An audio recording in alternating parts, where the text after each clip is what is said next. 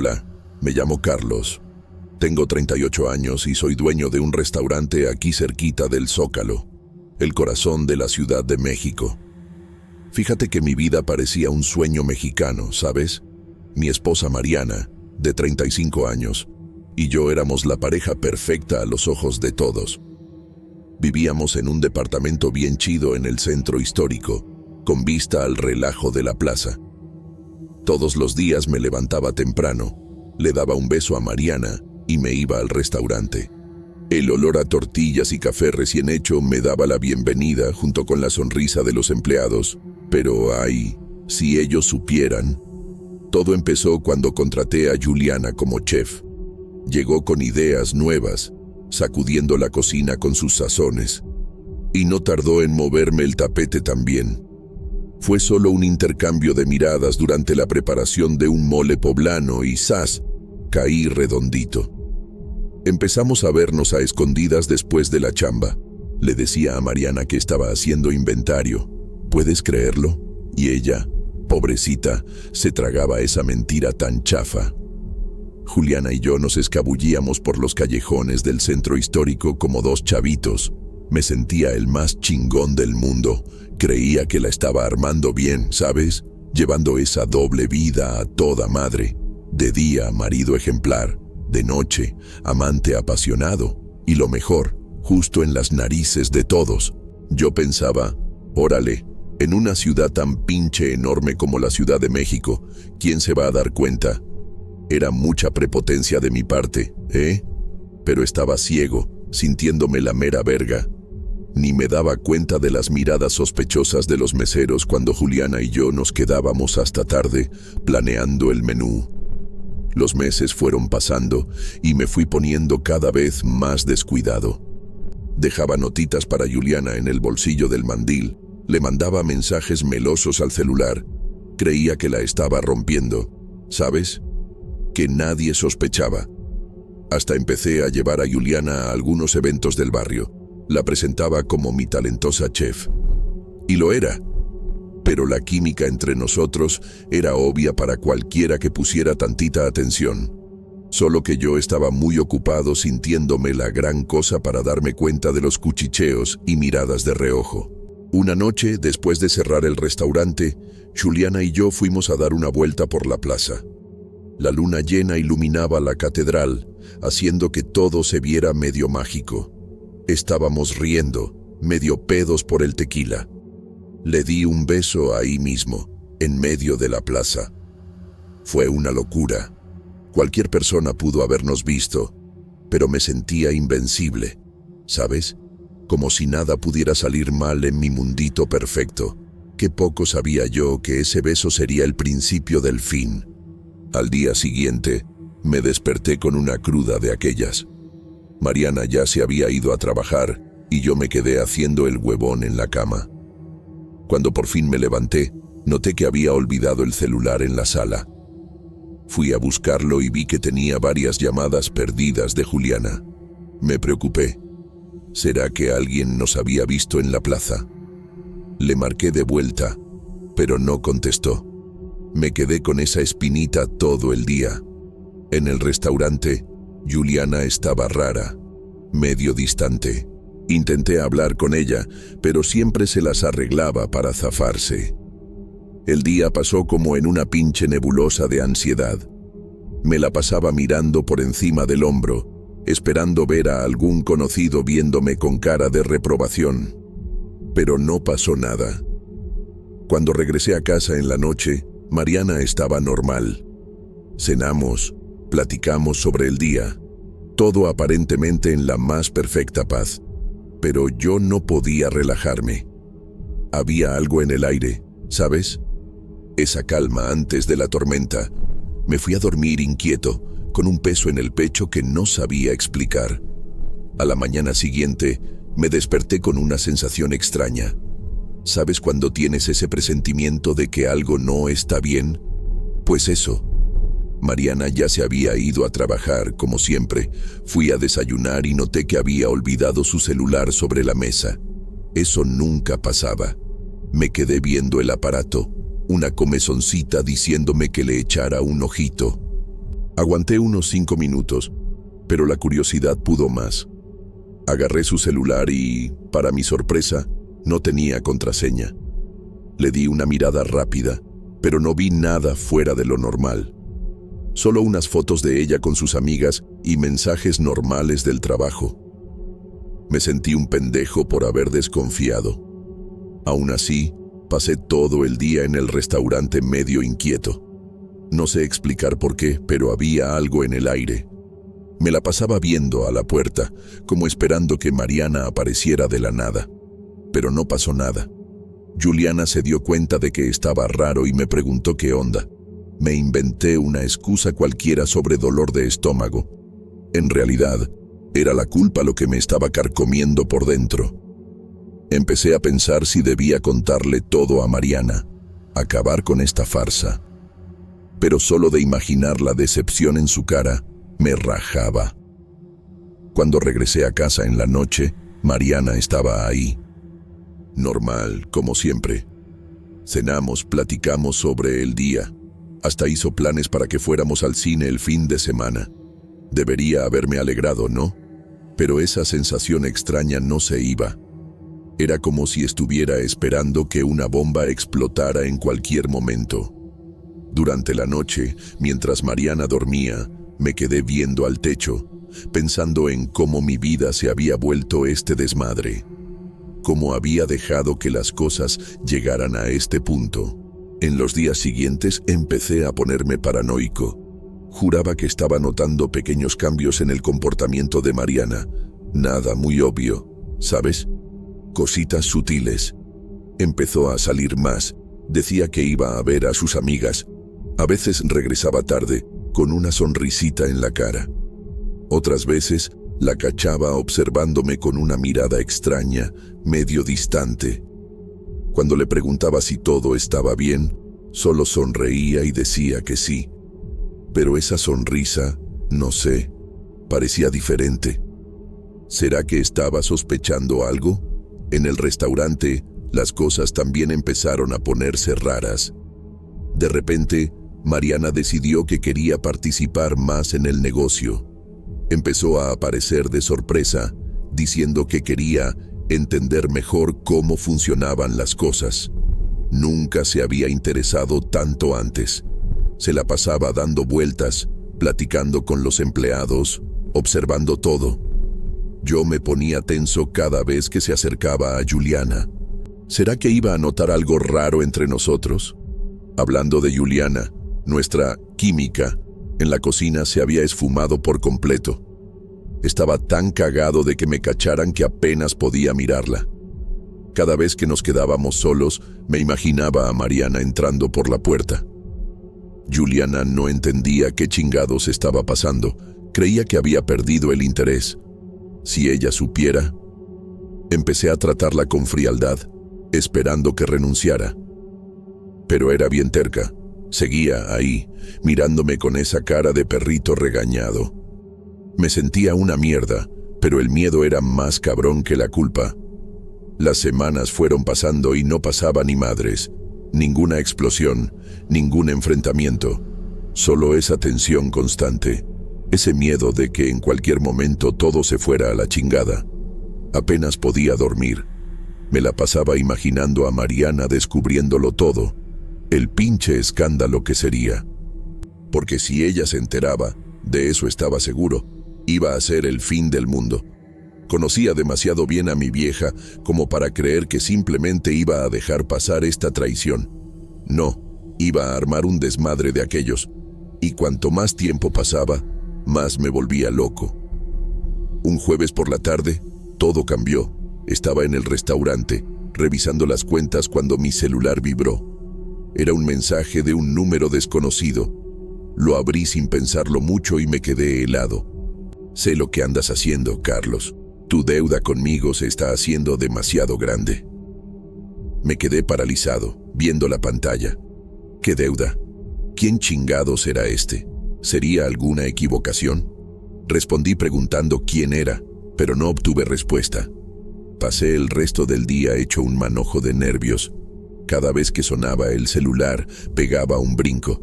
Los empleados empezaron a mirarme raro, hasta Juliana me preguntó si me sentía mal. ¿Yo? ¿Sintiéndome mal? ¿Qué va?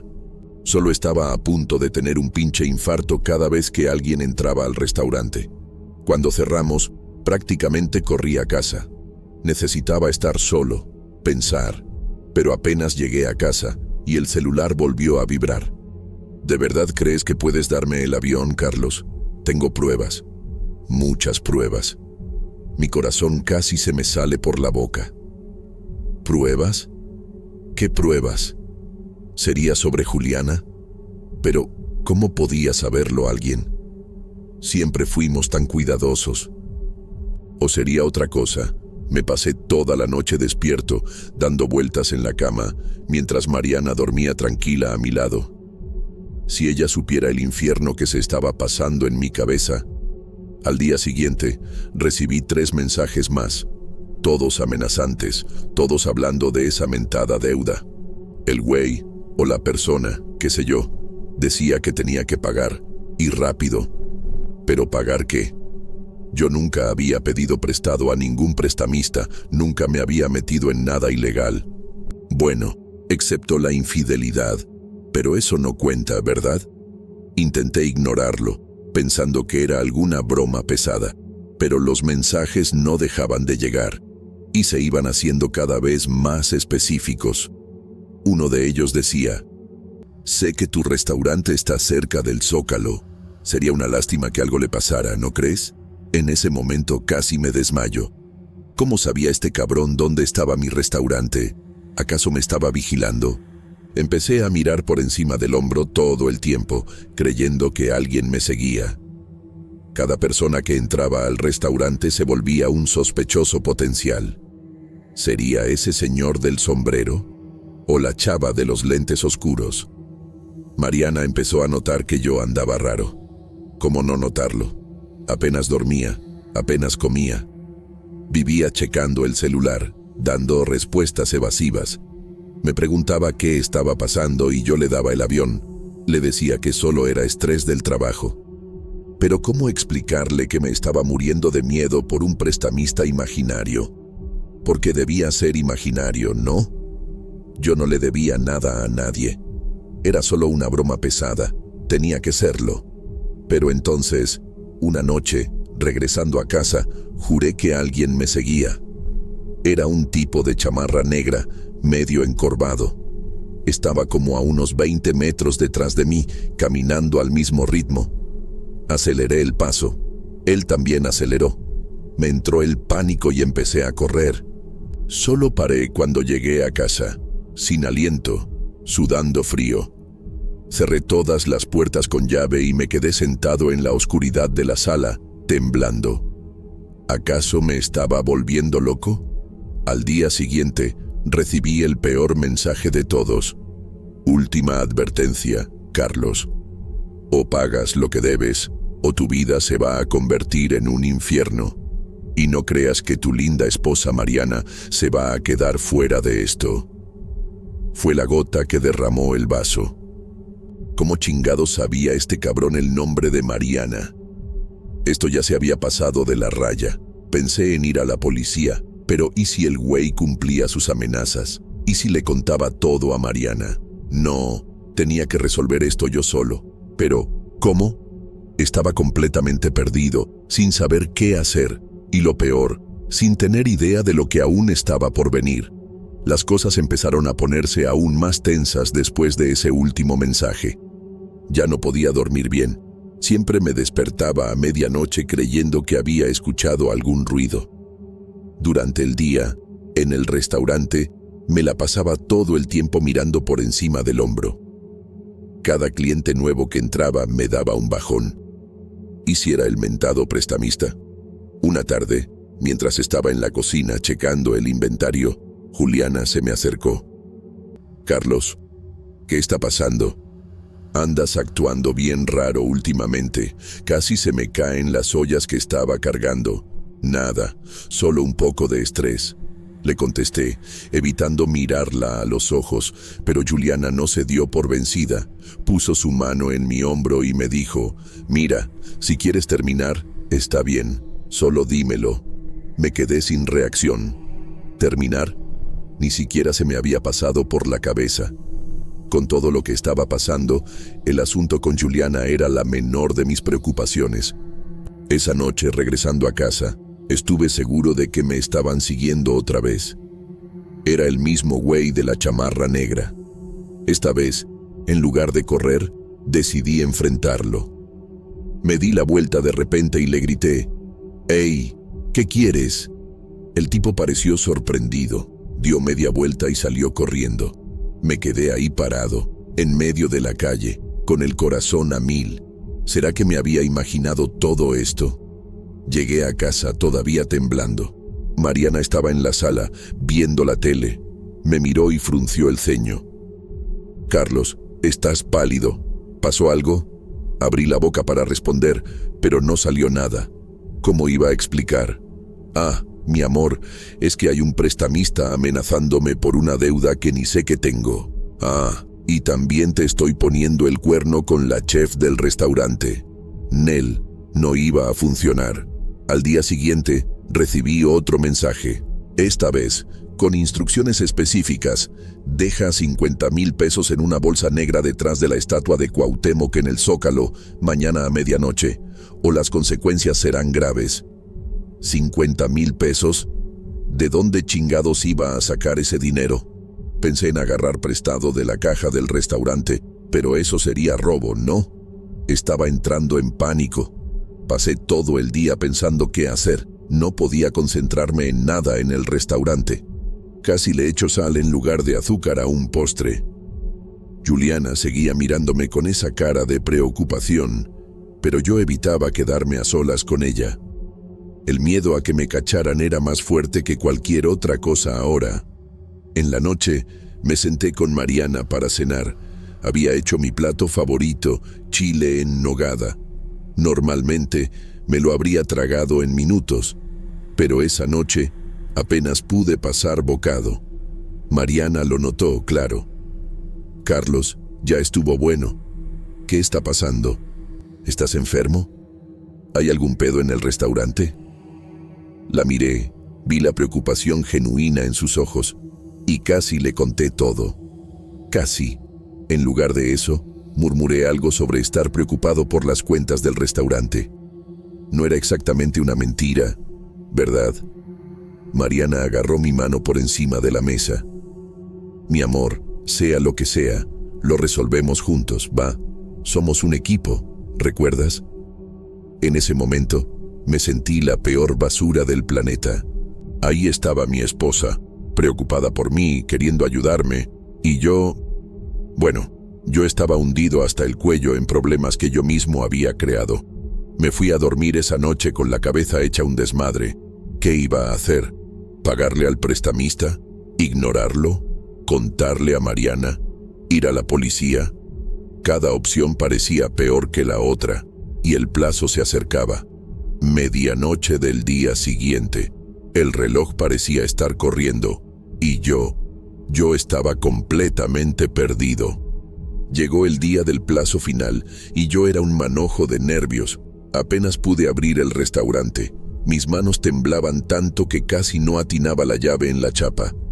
Juliana llegó temprano, como siempre, y casi brinco del susto cuando me habló. «Carlos, ¿estás bien?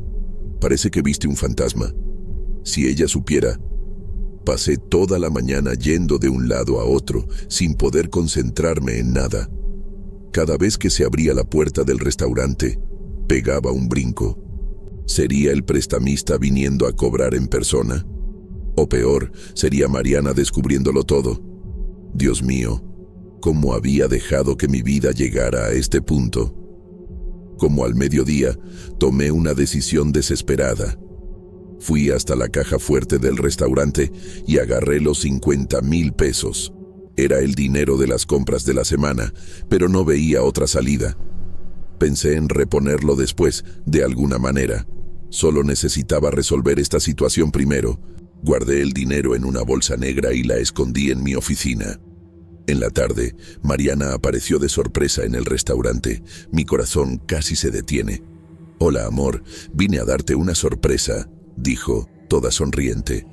Traté de sonreír de vuelta, pero creo que pareció más una mueca. Mariana frunció el ceño. «Carlos, estás sudando. Seguro que no estás enfermo». Balbuceé algo sobre el calor de la cocina y cambié de tema rapidito. Mariana se quedó por ahí, platicando con los empleados, echando un ojo a las cosas. En un momento, fue a la cocina a hablar con Juliana. Las dos se quedaron ahí, cuchicheando y riendo. Me quedé mirando de lejos, sintiendo un hueco en el estómago. ¿De qué tanto estarían platicando? ¿Será que Juliana iba a soltar la sopa? Me estaba volviendo paranoico. Cuando dieron las 6, cerré el restaurante más temprano, diciendo que no me sentía bien. No era mentira, casi estaba vomitando de los nervios. Agarré la bolsa con el dinero y me fui a casa. Mariana ya se había ido hace un rato, diciendo que iba a ver a unas amigas. Mejor así, pensaba. Menos explicaciones que dar. Llegué a casa y me la pasé dando vueltas de un lado a otro, mirando el reloj cada 5 minutos. El tiempo parecía no pasar. A las 11 ya no aguanté más y salí. Agarré un taxi hasta el Zócalo. Mi corazón latiendo tan fuerte que creía que el chofer podía oírlo. Llegué a la plaza unos 20 minutos antes de la medianoche. Era una noche calurosa, bochornosa. Había algunas personas por ahí, parejas paseando, unos turistas tomando fotos de la catedral iluminada. Nadie me peló cuando me acerqué a la estatua de Cuauhtémoc. Miré alrededor, nervioso. No veía a nadie sospechoso. Cuando el reloj de la catedral empezó a dar las campanadas de medianoche, mis manos estaban sudando tanto que apenas podía sostener la bolsa. Rápidamente, la puse detrás de la estatua y me alejé. Me quedé ahí cerca, esperando. Pasó 1 minuto, 2, 5, no pasó nada. Nadie vino a recoger la bolsa. De repente, oí una voz detrás de mí. «Carlos», se me heló la sangre. Me di la vuelta despacio, esperando ver al temido prestamista, pero no era él. Era Mariana. Ahí, parada en medio del Zócalo, mirándome con una expresión que nunca había visto antes. «¿Qué estás haciendo aquí?», preguntó. Y fue ahí cuando me di cuenta. La noche ni siquiera había empezado. Me quedé ahí, paralizado, mirando a Mariana. Mi boca se abrió y se cerró varias veces, pero no salía ningún sonido. ¿Cómo me había encontrado aquí? ¿Qué sabía? Mi cabeza daba vueltas con 1000 posibilidades, cada una peor que la otra. «Carlos, te hice una pregunta», dijo Mariana, su voz firme, pero con un temblor casi imperceptible. «¿Qué estás haciendo aquí a medianoche?». Tragué saliva, tratando de pensar en una excusa, lo que fuera. Pero antes de que pudiera responder, noté algo raro. Mariana no parecía sorprendida de verme ahí. De hecho, parecía expectante. «Yo vine a dar una vuelta», balbuceé finalmente. No podía dormir y... Mariana me interrumpió con un gesto brusco. «Ya basta de mentiras, Carlos. Lo sé todo». Mi corazón se detuvo por un segundo. ¿Lo sabía? ¿Pero qué sabía exactamente? ¿Sobre Juliana? ¿Sobre el dinero del restaurante? ¿Sobre las amenazas? Mariana dio un paso adelante, sus ojos brillando bajo las luces de la plaza. «Sé sobre los mensajes, sobre las amenazas. Sé que agarraste dinero del restaurante». Hizo una pausa, estudiándome. «Y sé sobre Juliana». Sentí como si el piso hubiera desaparecido bajo mis pies. ¿Cómo podía saber todo esto? Pero, ¿cómo?, logré murmurar. Mariana soltó una risa amarga. ¿De verdad creíste que podías esconder todo esto de mí? Carlos, te conozco desde hace años. Me di cuenta de que algo andaba mal desde el principio.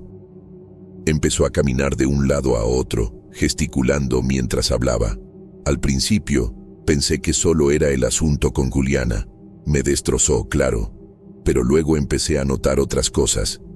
Tú checando el celular todo el tiempo, mirando por encima del hombro. Estaba en shock. No podía creer lo que estaba escuchando. Mariana continuó. Entonces decidí investigar. Agarré tu celular una noche, mientras dormías. Vi los mensajes. Me asusté al principio. Pensé que te habías metido con gente peligrosa de verdad. Se detuvo de caminar y me miró fijamente. Pero entonces me di cuenta de algo. El número que mandaba los mensajes era de un teléfono desechable que yo misma había comprado. Mi cerebro tardó unos segundos en procesar lo que acababa de decir. ¿Tú mandaste los mensajes?, pregunté incrédulo. Mariana asintió, una mezcla de tristeza y determinación en su rostro. Quería darte una lección, Carlos. Quería que sintieras miedo, que supieras cómo se siente que tu mundo se ponga de cabeza. Me quedé ahí, boquiabierto, tratando de asimilar todo. ¿Mariana había armado todo esto? Las amenazas, el miedo, todo era parte de un plan suyo.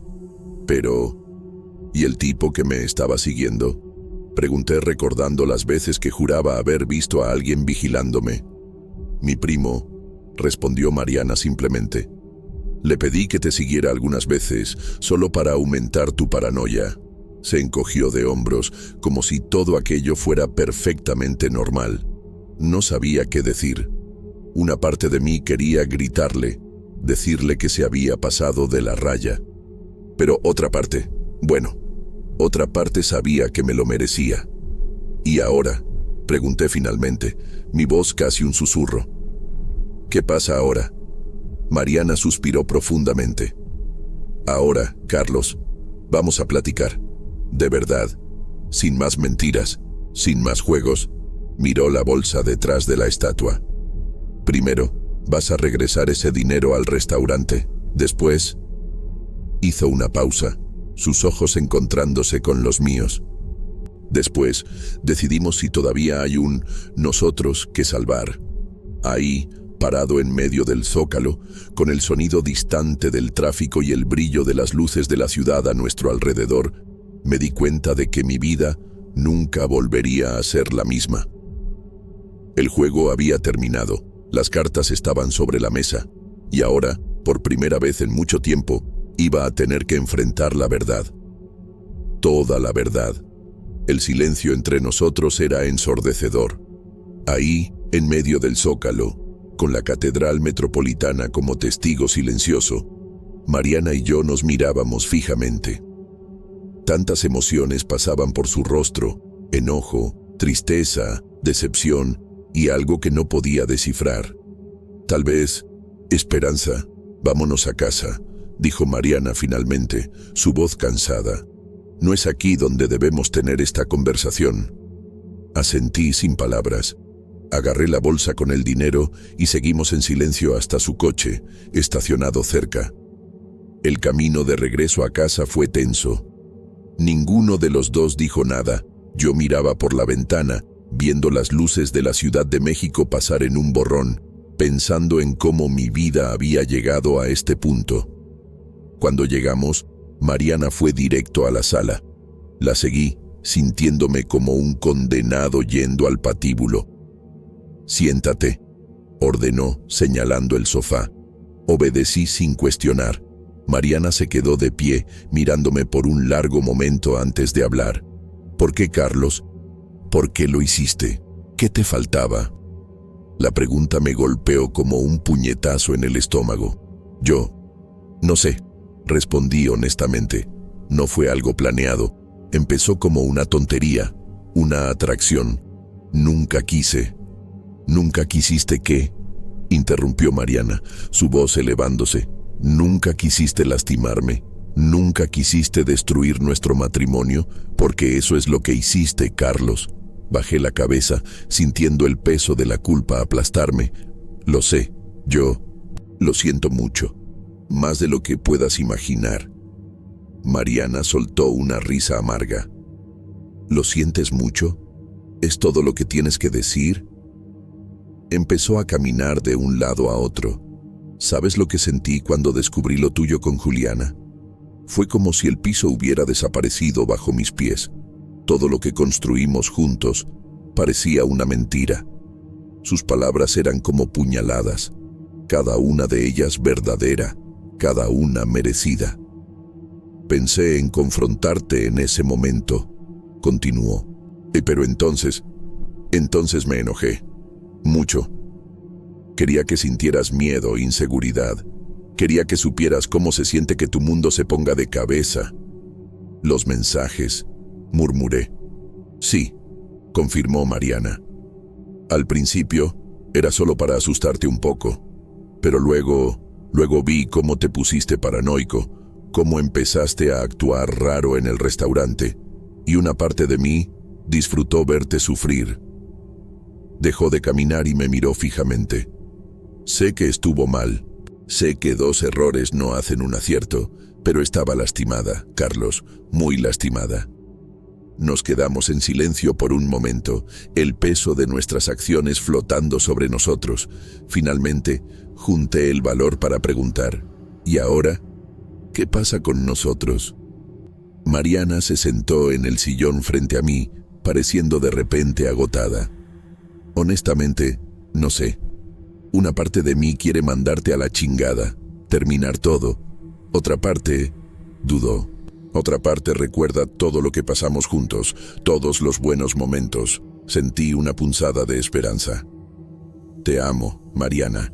Siempre te he amado. Lo que pasó con Juliana fue un error terrible. Daría lo que fuera por regresar el tiempo. Pero no puedes, dijo suavemente. Lo hecho está. La cuestión es, ¿qué hacemos de aquí en adelante? Tragué saliva. Quiero arreglar las cosas. Si me das una oportunidad, te prometo que haré todo diferente. Seré el esposo que te mereces. Mariana me estudió por un largo momento. No va a ser fácil, Carlos. La confianza se rompió. Va a tomar tiempo reconstruirla, si es que es posible. Lo sé, respondí. Pero estoy dispuesto a intentarlo. Por ti, por nosotros, si tú quieres. Se quedó callada por un tiempo que pareció una eternidad. Finalmente, soltó un largo suspiro. Órale, dijo, vamos a intentarlo, pero con algunas condiciones. Asentí, ansioso. Lo que sea. Primero, vas a correr y te vas a alejar completamente de Juliana. No quiero ningún tipo de contacto. Segundo, vamos a ir a terapia de pareja y tú vas a pagar. Y tercero, hizo una pausa. Tercero, vas a tener que reconquistar mi confianza. Día tras día. Hago todo eso, respondí sin dudar. Y más. Te voy a demostrar que puedo ser mejor, Mariana, que nuestro amor vale la pena. Asintió lentamente. Entonces vamos a intentarlo. Mariana se levantó. Ahora me voy a dormir al cuarto de huéspedes. Necesito espacio para procesar todo esto. Mientras salía de la sala, me llamó una vez más. ¿Carlos? Sí, no desperdicies esta oportunidad porque no habrá otra. Con esas palabras me dejó ahí, sentado en el sofá, reflexionando sobre todo lo que había pasado. El zócalo, las mentiras, las amenazas, todo parecía una pesadilla lejana ahora. Pero sabía que el verdadero desafío apenas comenzaba. Reconquistar a Mariana, reconstruir nuestra confianza, no sería fácil. Pero, por primera vez en mucho tiempo, tenía un propósito claro, y no iba a desperdiciar esta oportunidad. Afuera, la Ciudad de México continuaba su vida nocturna, ajena al drama que se desarrollaba en nuestro departamento. Pero aquí adentro, una nueva historia estaba a punto de comenzar. Una historia de redención, de nuevo comienzo. Y estaba determinado a hacer todo bien esta vez.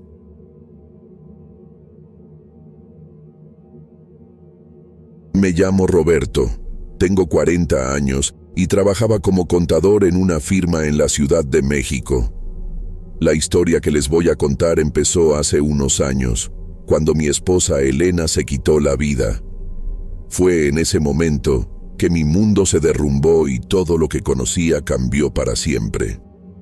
A partir de ahí, mi vida se volvió una montaña rusa de emociones y retos que nunca imaginé tener que enfrentar. Después de que Elena se fue, me vi solo criando a nuestra hija Lucía, que en ese entonces tenía apenas 6 años. De repente, era padre y madre al mismo tiempo, tratando de equilibrar el trabajo, la casa y las necesidades emocionales de una niña que acababa de perder a su mamá. No les voy a mentir, fue una lucha diaria. Cada mañana cuando me despertaba, sentía el peso de esa responsabilidad en mis hombros. La rutina se volvió una batalla constante. Me levantaba temprano, preparaba el desayuno de Lucía, la llevaba a la escuela, me iba corriendo al trabajo, regresaba a toda prisa para recogerla, la ayudaba con la tarea, hacía la cena. Y en medio de todo eso, trataba de lidiar con mi propio dolor y además hacerme cargo de la tristeza de mi niña. No fue fácil, ¿eh? Había días en que parecía un malabarista tratando de mantener todo en orden sin caerme. Lucía estaba muy apegada a su mamá, ¿saben? Las dos eran como uña y carne.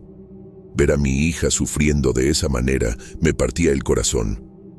Al principio, lloraba todas las noches llamando a su mamá. Después de un tiempo, las cosas cambiaron un poco, pero no necesariamente para mejor. Lucía empezó a tener unos comportamientos raros que me preocupaban y, para ser sincero, hasta me asustaban un poco. Una noche, la caché platicando sola en su cuarto.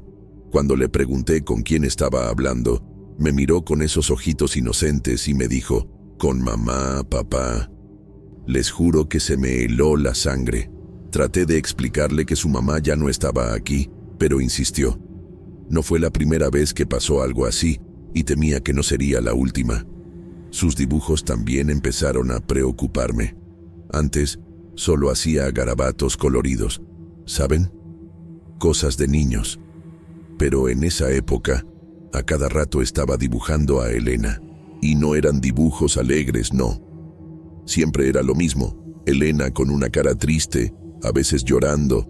Me preguntaba si eso era normal, si era solo su manera de lidiar con la pérdida, o si había algo más pasando. En la noche, cuando todo se quedaba quieto y Lucía ya estaba dormida, me la pasaba repasando los últimos días con Elena. ¿Debí haber notado algo? ¿Hubo alguna señal que dejé pasar? La culpa era una chingadera, ¿eh? No dejaba de darme vueltas en la cabeza. Trataba de convencerme de que había hecho lo mejor que pude, pero era difícil. Uno siempre cree que pudo haber hecho más, ¿no? Sobre todo cuando se trata de alguien que uno quiere tanto. Pero lo que de verdad me hizo darme cuenta de que algo raro estaba pasando fue una noche en particular. Iba para mi cuarto cuando oí a Lucía riéndose. Me pareció extraño, porque ya era tarde y debía estar dormida. Abrí la puerta despacito y la vi sentada en la cama, mirando hacia la esquina del cuarto y riéndose como si hubiera alguien ahí. La llamé por su nombre y se volteó hacia mí con una sonrisa enorme. «Papi, mamá estaba aquí contándome un cuento», me dijo. Sentí un escalofrío recorrer mi espalda. Miré hacia la esquina del cuarto, pero no había nada ahí. Fue en ese momento que me di cuenta de que tal vez estaba pasando algo que no podía explicar, algo que cambiaría nuestras vidas para siempre. Después de esa noche, empecé a poner más atención a todo lo que pasaba en nuestra casa. Era como si mis sentidos estuvieran en alerta máxima todo el tiempo. Cada ruidito, cada sombra, todo me ponía los pelos de punta, pero nada me preparó para lo que vendría después. Un sábado por la tarde, estaba acomodando unas cosas en el ático cuando oí a Lucía platicando animadamente en su cuarto. Al principio, pensé que había prendido la tele o algo así, pero cuando me acerqué más, me di cuenta de que el sonido venía solo de ella. Me quedé parado en la puerta, escuchando. Se reía, hacía preguntas, contestaba. Era una plática completa, solo que no había nadie más ahí. Cuando por fin entré al cuarto, Lucía se volteó hacia mí con una sonrisa enorme. «Papi, mamá me estaba contando sobre el día que se conocieron», me dijo toda emocionada. Sentí que se me helaba el corazón. ¿Cómo podía saber eso? Elena y yo nunca le habíamos contado esa historia. Traté de mantener la calma y le pregunté qué más le había dicho mamá. Lucía empezó a describir detalles de nuestro primer encuentro que solo Elena y yo sabíamos. Esa noche no pude pegar el ojo. Me la pasé repasando la plática con Lucía en mi cabeza, tratando de encontrar una explicación lógica. ¿Será que había escuchado esa historia en algún lado y yo no me acordaba? ¿O será que no, ni siquiera podía considerar la otra posibilidad?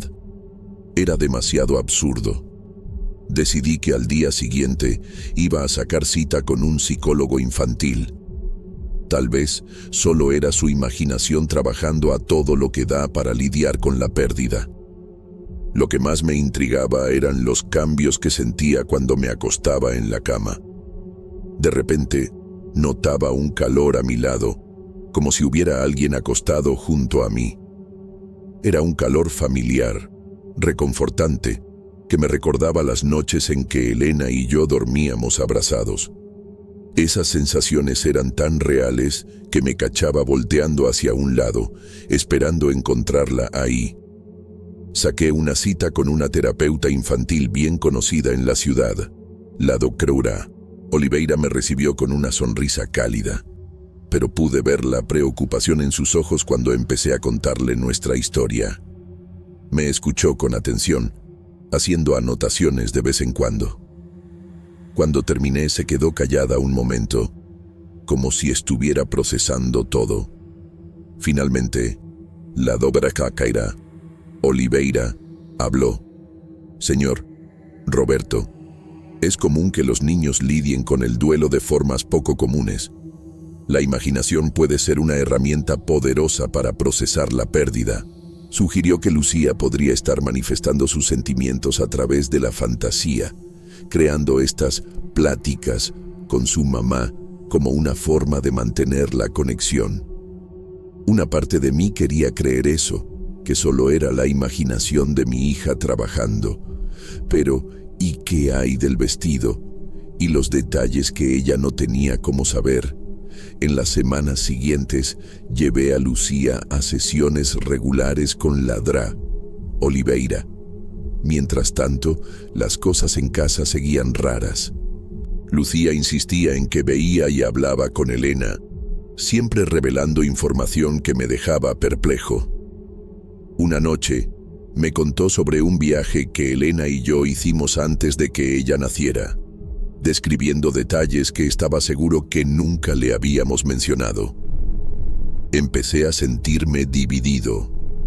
Por un lado, quería creer en la explicación de la doctora Oliveira, que todo era producto de la imaginación de Lucía. Por otro, no podía ignorar esa sensación creciente de que algo más estaba pasando. Las noches eran las peores. Acostado en la cama, sentía ese calor familiar a mi lado, a veces hasta un leve toque en el brazo o en la cara. Era reconfortante y aterrador al mismo tiempo. Una noche, ya no aguanté más. Me senté en la cama y le hablé al aparente vacío del cuarto. Elena, si estás aquí, por favor, dame una señal. No pasó nada por unos segundos. De repente, oí la voz de Lucía viniendo del pasillo. Entró a mi cuarto, frotándose los ojos con sueño, y dijo: «Papi, mamá me acaba de contar que tu primer coche fue un Volkswagen Bocho azul, año 1972. Me quedé paralizado. Era verdad, mi primer coche había sido exactamente ese, un Bocho azul 72 que había comprado usado cuando cumplí 18 años. Pero eso era algo que solo Elena sabía. Se lo había contado en una de nuestras primeras pláticas, cuando nos estábamos conociendo. Era un detalle tan específico de mi vida antes de conocerla, que ni me acordaba de la última vez que habíamos hablado de eso. No había forma de que Lucía supiera eso. Ninguna foto, ninguna plática casual podría haberle revelado esa información. En ese momento, todas mis dudas se disiparon. Algo extraordinario realmente estaba pasando. Elena, de alguna manera, se estaba comunicando a través de nuestra hija. La realización me golpeó como un rayo, Ya no podía negarlo. Elena todavía estaba con nosotros y necesitaba entender por qué. Después de esa noche, todo cambió. Ya no podía fingir que las experiencias de Lucía eran solo producto de su imaginación. Empecé a poner más atención a cada palabra que decía, cada detalle que mencionaba sobre sus pláticas con Elena. Era como si se hubiera levantado un velo y finalmente pudiera ver la verdad que había estado frente a mí todo el tiempo. A la mañana siguiente, me senté con Lucía durante el desayuno y le pregunté si podía contarme más sobre sus pláticas con su mamá. Sonrió como si estuviera aliviada de que por fin le creyera. «Mamá siempre está aquí, papi», dijo. «Nos cuida, ¿sabes? A veces se pone triste porque no puede abrazarnos, pero siempre dice que nos quiere mucho». Mientras Lucía hablaba, sentí un montón de emociones. Alivio por saber que Elena todavía estaba con nosotros de alguna forma, miedo a lo desconocido y una tristeza profunda por no poder ver o tocar a mi esposa. Pero sobre todo, sentí una determinación creciente. Si Elena realmente se estaba comunicando con nosotros, necesitaba entender por qué. ¿Había algún mensaje que estaba tratando de pasar? ¿Algo pendiente que la mantenía atrapada aquí? Decidí que era hora de buscar respuestas en otros lados. La terapia con la Degatera Oliveira había sido útil para Lucía, pero ahora necesitaba un tipo diferente de ayuda. Empecé a investigar sobre médiums y paranormales en nuestra ciudad. Sabía que muchos de ellos eran charlatanes, pero si había una oportunidad, por más pequeña que fuera, de establecer una comunicación más clara con Elena, tenía que intentarlo. Después de buscar un rato, encontré el nombre de Doña Concepción, una señora mayor que vivía en las afueras de la ciudad. Tenía fama de ser genuina, alguien que realmente podía comunicarse con el más allá. Saqué una cita, sin saber exactamente qué esperar. El día de la cita llevé a Lucía conmigo. Pensé que, si Elena realmente se estaba manifestando, la presencia de nuestra hija podría ayudar. Doña Concepción nos recibió en una pequeña casa de apariencia común. Su mirada era amable pero penetrante. En cuanto entramos, miró a Lucía y sonrió. «Tu mamá está aquí», dijo simplemente. Durante la sesión, Doña Concepción nos contó cosas que solo Elena podría saber. Detalles de nuestra vida juntos, momentos íntimos que nunca habíamos compartido con nadie. Pero lo que más me impactó fue cuando se volteó hacia mí y dijo: «Elena quiere que sepas que ella no eligió irse». Había una oscuridad que no pudo vencer sola. «Lamenta profundamente el dolor que les causó a ustedes y está aquí para tratar de arreglar las cosas». Esas palabras me llegaron al corazón como una flecha. Todos estos años había luchado con la culpa, preguntándome si podría haber hecho algo para evitar el suicidio de Elena. Escuchar que ella realmente no había elegido irse, que había una batalla interna que yo no había podido ver completamente, trajo una ola de emociones que no estaba preparado para enfrentar. Salimos de la casa de Doña Concepción con más preguntas que respuestas, pero con una certeza. Nuestro camino para entender lo que estaba pasando apenas comenzaba. Elena estaba tratando de comunicarse con nosotros por una razón, y yo estaba decidido a descubrir cuál era. Mientras caminábamos de regreso al coche, Lucía agarró mi mano y dijo: «Papi, mamá está sonriendo ahora». Por primera vez en mucho tiempo, yo también sonreí. Cuando llegamos a la casa de Doña Concepción para nuestra segunda sesión, estaba nervioso, pero decidido a obtener respuestas más claras.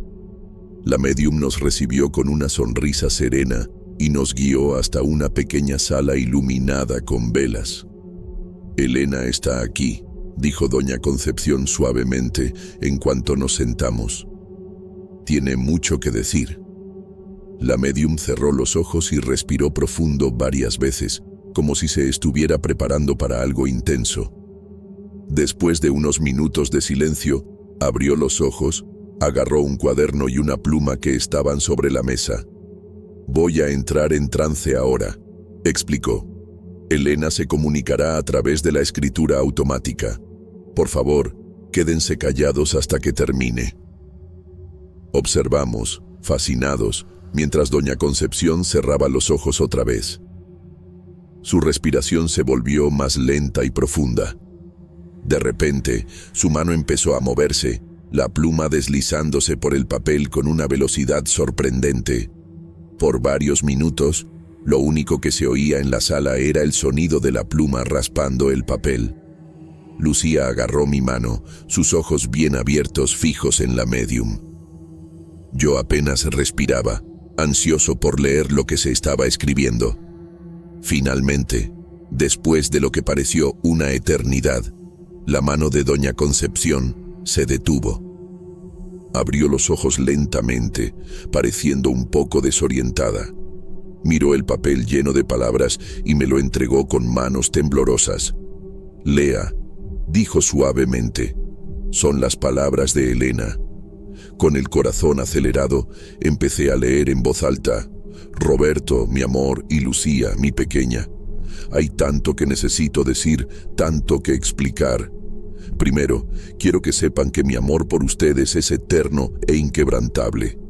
Lo que pasó no fue culpa de nadie, especialmente no de ustedes. Por años, luché contra una oscuridad que no podía nombrar ni entender. Era como si una sombra siempre me estuviera siguiendo, incluso en los días más soleados. Ahora sé que era depresión, una enfermedad cruel y silenciosa que me fue consumiendo poco a poco. Al principio, pensé que podría lidiar con esto sola. Tenía miedo de parecer débil, de no ser la esposa y madre que ustedes merecían. Ese miedo me hizo esconder mi dolor, fingir que todo estaba bien cuando, en realidad, me estaba ahogando por dentro. Roberto, sé que notaste cambios en mí, momentos en los que parecía distante o triste.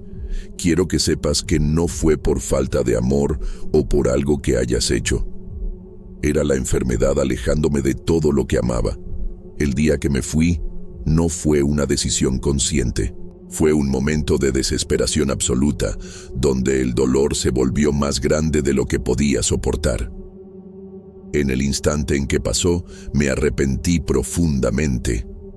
Vi todo el amor que compartimos, la vida que construimos, y me di cuenta del error terrible que había cometido.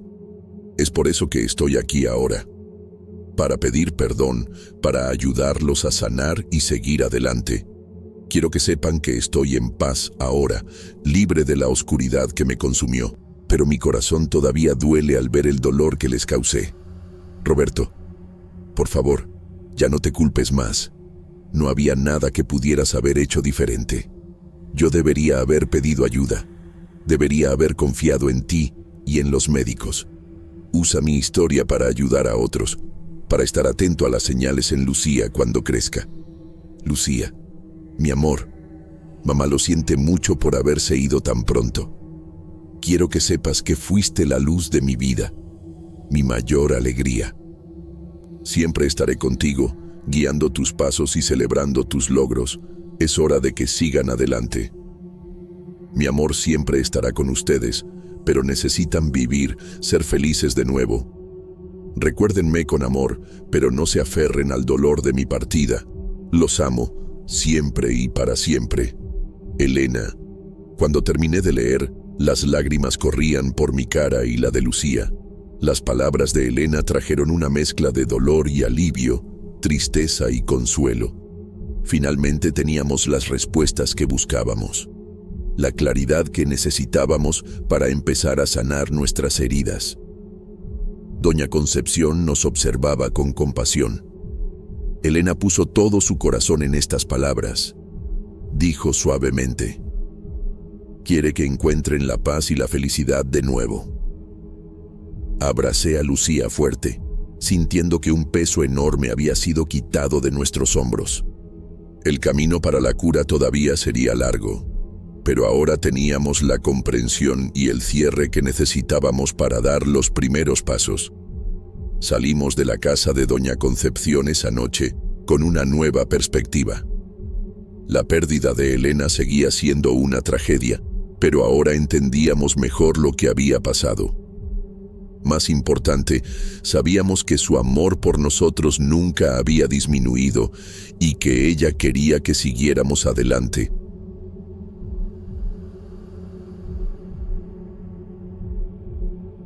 Mi nombre es Rodrigo, tengo 32 años y jalo como guardabosques en la tercera sección del bosque de Chapultepec, en la Ciudad de México. Siempre he estado bien clavado con la naturaleza y le he echado todas las ganas a mi chamba de cuidar este cachito de paraíso en medio de la ciudad.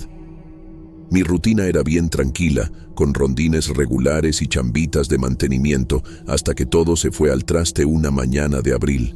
Andaba haciendo mi ronda de siempre cuando me topé con una bola de chavos, todos despistados cerca de la entrada de la tercera sección. Se veían bien confundidos, con cara de no saber ni dónde estaban parados y la ropa toda enlodada. Se me hizo medio raro, pero les eché la mano para salir del parque sin hacer mucho pancho. En los días siguientes, más y más visitantes aparecían en ese estado tan bizarro. Los chismes no tardaron en correr entre mis compas.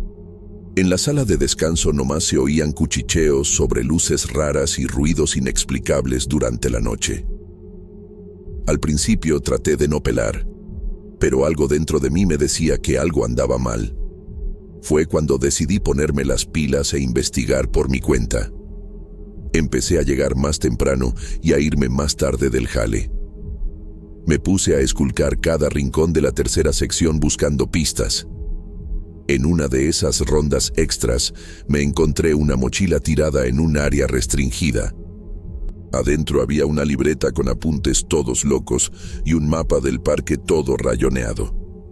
Conforme pasaban los días, salían más cosas raras. Marcas de fogatas en lugares prohibidos, sobras de comida, hasta ropa toda rota colgada en las ramas. Lo más gacho era el olor, un tufo bien fuerte y desconocido que parecía impregnado en ciertas zonas del bosque. Me animé a contarle mis descubrimientos a mi supervisor, pero le valió madres. Son nomás estudiantes haciendo sus desmadres. Rodrigo, no le des tanta importancia, me dijo. Pero yo sabía que había algo más. Algo que se nos estaba yendo de las manos a todos. En la segunda noche, al hilo de patrullaje extendido, noté un movimiento raro entre la vegetación tupida. No eran los animales nocturnos de siempre, sino algo más intencional. Me acerqué despacito con la lámpara apagada para no llamar la atención. Fue cuando lo escuché, una mezcla de susurros y algo que parecía un cántico bajito, en una lengua que no ubiqué para nada. Me quedé helado, entre la curiosidad y un miedo irracional que me subía por la espalda. Cuando por fin me armé de huevos para acercarme más, se me ocurrió pisar una pinche rama. El ruido retumbó en la noche y, en un abrir y cerrar de ojos, todo se quedó bien calladito. Prendí mi lámpara, alumbrando todo alrededor, pero solo me topé con el bosque vacío y un olor raro en el aire, como a cosa quemada que no podía identificar. A la mañana siguiente, llegué al jale bien jetón, pero decidido. Me propuse investigar las áreas temporalmente cerradas por conservación, sospechando que serían perfectas para hacer cosas clandestinas. Mientras recorría una vereda poco usada, me encontré un tenis medio escondido entre las hojas secas. Parecía que lo habían dejado hace poco. No muy lejos, vi una mochila colgada de una rama baja. Con el corazón a mil, revisé el contenido de la mochila. Adentro había una libreta de apuntes, una botella de agua a la mitad y una bolsita con hierbas que ni conocía. Al hojear la libreta, me topé con descripciones bien detalladas de rituales nocturnos y teorías sobre portales interdimensionales. Esto iba mucho más allá de simple vandalismo o fiestas clandestinas. Durante el descanso, me puse a platicar con algunos compas guardabosques sobre cosas raras que hubieran visto. Sus respuestas me dejaron con el ojo cuadrado. Me contaron que habían visto luces inexplicables entre los árboles, He escuchado ruidos que no eran de ningún animal conocido y sentido presencias invisibles durante los rondines nocturnos. Analizando los reportes, me di cuenta de un patrón. La mayoría de los incidentes ocurrían en noches de fin de semana, en zonas específicas de la tercera sección. Casualmente, eran las áreas menos patrulladas por lo difícil del terreno. Decidido a desenredar este misterio, me propuse hacer un rondín nocturno enfocándome en esas áreas. Equipado con una lámpara y una grabadorita, me metí en la oscuridad del bosque. El silencio de la noche solo era interrumpido por los ruidos ocasionales de los animales nocturnos y el viento entre las hojas. Después de horas de caminata sin resultados, cuando ya estaba pensando en mandar todo al carajo, escuché voces a lo lejos. Apagué mi lámpara y me acerqué con mucho cuidado. En un pequeño claro vi algo que me dejó helado. Un grupo como de 15 personas formando un círculo alrededor de una fogata que chisporroteaba. Escondido detrás de un árbol bien macizo, me quedé observando la escena por un rato. El grupo parecía estar haciendo una especie de ritual. La luz de la fogata proyectaba sombras que se movían en los árboles alrededor, creando un ambiente bien surreal y que daba miedo. Mi corazón latía a 1000 por hora mientras evaluaba la situación. Estaba solo, sin el equipo adecuado y sin forma de pedir ayuda rápido.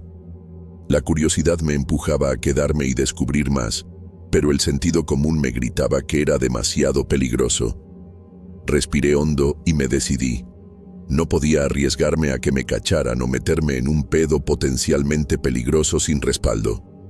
Bien calladito, empecé a retroceder, alejándome del claro y del grupo misterioso. Mientras regresaba por donde había venido, mi mente era un desmadre.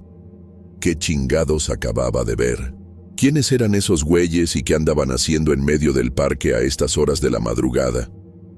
Estaba claro que esto iba mucho más allá de simple vandalismo o fiestas clandestinas. Decidí que, en cuanto llegara a un lugar seguro, iba a reportar todo y pedir refuerzos. Necesitaba ayuda para investigar esto como Dios manda. Tal vez con un equipo más grande podríamos regresar y descubrir qué pedo estaba pasando realmente en esa parte aislada del parque. El camino de regreso se me hizo eterno. Cada ruido del bosque me hacía voltear para atrás, con miedo de que me estuvieran siguiendo. Cuando por fin llegué a la zona más iluminada y patrullada del parque, sentí un alivio de la chingada. Esta noche había sido solo el principio. Sabía que me había topado con algo mucho más grande y complicado de lo que me imaginaba al principio. A la mañana siguiente, llegué temprano al jale, bien decidido a hacer algo. Junté a mis compas más confiables durante el descanso del café y les conté todo lo que había descubierto.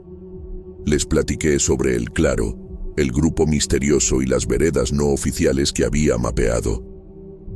«Banda, necesito que me echen la mano», les dije, mirando a los ojos a cada uno. «Quiero armar una vigilancia el próximo fin de semana, cerca de ese claro. Solo no puedo hacer mucho, pero si vamos en bola, podemos descubrir qué chingados está pasando realmente». Hubo un momento de silencio bien tenso. Miguel, uno de los guardias con más colmillo, fue el primero en hablar. «Mira, Rodrigo, esto se oye bien peligroso. ¿Estás seguro que no es mejor avisar a la tira?» Les expliqué que sin pruebas concretas, era poco probable que la policía hiciera algo. Además, como chambistas del parque, era nuestra bronca investigar actividades sospechosas en nuestra área. Ana, una guardia recién llegada, asintió. «Yo le entro. También he notado cosas raras en mis rondines nocturnos. Ya es hora de que descubramos qué pedo está pasando». Uno por uno, los demás se apuntaron. Al final, éramos un grupo de 5 guardias dispuestos a participar en la vigilancia. Quedamos de vernos el viernes en la noche, equipados con lámparas, radios y cámaras. En los días siguientes, no podía pensar en otra cosa. Repasé el plan en mi cabeza 1000 veces, considerando todos los escenarios posibles. Una parte de mí estaba con el pendiente, pero otra estaba ansiosa por finalmente desenredar este misterio. Cuando llegó el viernes, me encontré con mis compas en el punto de reunión que habíamos acordado. Todos se veían tensos, pero decididos. Repartí un mapa del área que había preparado, marcando las veredas no oficiales y la ubicación del claro. Recuerden, les dije mientras nos preparábamos para entrar al bosque. Nuestro objetivo es observar y juntar evidencias. No nos vamos a meter directamente, no importa lo que veamos. Si la cosa se pone color de hormiga, usamos los radios y nos reagrupamos de volada. Con las lámparas apagadas y moviéndonos bien calladitos, nos metimos en la oscuridad de la tercera sección. El aire de la noche estaba cargado de tensión y expectativa. Mientras caminábamos, no pude evitar pensar que estábamos a punto de descubrir algo que podría cambiar todo lo que sabíamos sobre el parque. A medida que nos acercábamos al claro, mi corazón latía cada vez más fuerte. ¿Qué chingados íbamos a encontrar esta noche? Nos acercamos al claro con mucho cuidado, cada paso bien calculado para no hacer ruido. La luna llena alumbraba parcialmente el camino, creando sombras bien raras entre los árboles. Nos pusimos estratégicamente alrededor del área, escondidos entre la vegetación tupida, pero con una vista clara del espacio abierto. Las horas pasaron bien lentas. El silencio del bosque era roto de vez en cuando por el ululato de un tecolote o el ruido de las hojas con el viento. Como a las 11:30 de la noche, oímos voces a lo lejos que se acercaban. Intercambié miradas tensas con Ana, que estaba más cerca de mí. Por el radio, en volumen mínimo, les avisé a los demás que se pusieran truchas. Poco a poco, un grupo como de 12 personas salió de las sombras entrando al claro. Traían ropa ligera, algunas con detalles indígenas, y cargaban mochilas e instrumentos musicales. El grupo empezó a preparar el lugar, prendiendo velas y acomodando objetos en un círculo en el suelo. Me di cuenta de que ponían cojines y cobijas alrededor del círculo. Un señor ya grande, que parecía ser el chamán, se puso a preparar un líquido oscuro en un cuenco de madera. El grupo formó un círculo y el chamán empezó a cantar despacito, acompañado por una guitarra y unas maracas. Uno por uno, los participantes le entraron al líquido del cuenco. Después de que todos le dieron un trago, se sentaron o se acostaron en sus cojines. Mientras veíamos cómo se desarrollaba la cosa en el claro, Ana se acercó a mí y me susurró: «Rodrigo, creo que ya sé qué pedo es esto. Es un ritual de ayahuasca». «¿Ayahuasca?», repetí, todo confundido. Ana asintió, con los ojos clavados en el grupo. «Es un bebedizo tradicional que usan en rituales chamánicos. Seguro es una mezcla de plantas que lleva el bejuco Banisteriopsis caapi y las hojas de Psychotria viridis». Antes de que pudiera procesar bien esta información, vi que algunos de los participantes se empezaron a parar de golpe y se fueron a la orilla del claro. Para mi horror, se pusieron a vomitar como locos. «Órale, Ana, se están poniendo mal. Tenemos que hacer algo», susurré, todo alarmado. Ana me agarró del brazo, evitando que me moviera. «Tranquilo, Rodrigo, esto es normal. Le dicen la purga. Es parte del proceso». «¿Parte del proceso?», pregunté, sin poder creerlo. Simón me explicó con paciencia. En la tradición de la ayahuasca, creen que el vómito ayuda a limpiar el cuerpo y la mente de malas vibras. Lo consideran una parte importante de la experiencia de sanación.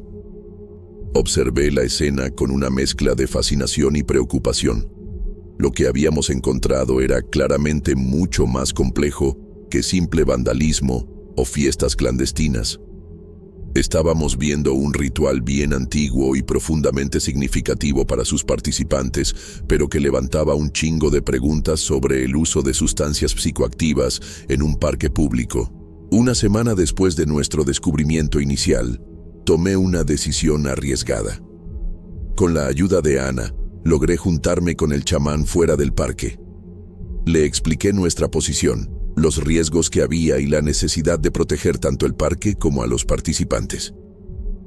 Para mi sorpresa, el chamán no se puso mamón. No se había dado cuenta por completo de los riesgos que estaban corriendo. Después de una plática bien larga, llegamos a un acuerdo. Ellos buscarían un lugar más apropiado para sus rituales, y nosotros, a cambio, no le diríamos nada a las autoridades sobre sus actividades pasadas. Poco a poco, el parque fue volviendo a su rutina de siempre. Los sonidos nocturnos volvieron a ser solo los de los animales locales y de algún visitante tardío de vez en cuando. Los claros escondidos, que antes eran el escenario de ceremonias misteriosas, ahora eran de nuevo solo parte del paisaje natural del bosque.